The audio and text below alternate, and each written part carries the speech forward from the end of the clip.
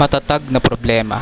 Sa kabila ng ipanagmamalaking layunin ng matatag program na magbigay lunas sa mga pang-ekonomiyang suliranin ng bansa, hindi may kakaila na may mga aspetong kailangang suriin ng mas mabuti.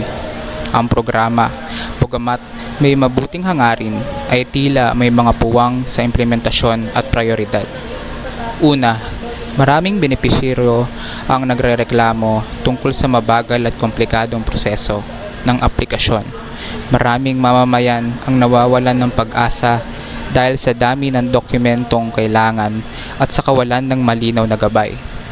Sa ganitong sitwasyon, ang layunin ng programa, ang mabilis na tulong, ay nagiging mahirap maabot.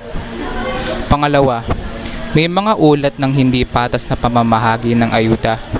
Ang ilang sektor o lugar ay tila mas nabibigyan ng prioridad kaysa sa iba, na nagdudulot ng hindi pagkakapantay-pantay at kawalan ng tiwala sa gobyerno. Ang programa ay maglalayong tumulong sa lahat, ngunit ang aktwal na implementasyon nito ay hindi palaging sumusunod sa prinsipyong ito.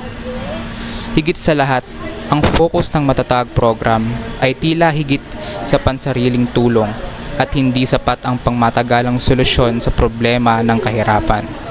Habang ang cash aid o relief goods ay nakakatulong sa panandaliang pangangailangan, hindi nito tinutugunan ang ugat ng kahirapan at kawalan ng oportunidad sa trabaho.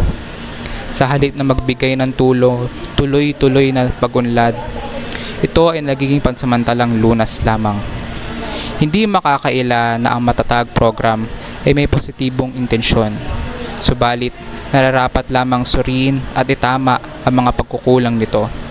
Ang tunay na tulong sa mamamayan ay hindi lamang sa paninandaliang kaginhawaan, kundi sa pagkakaroon ng pantay-pantay na oportunidad at maayos na implementasyon ng mga programa.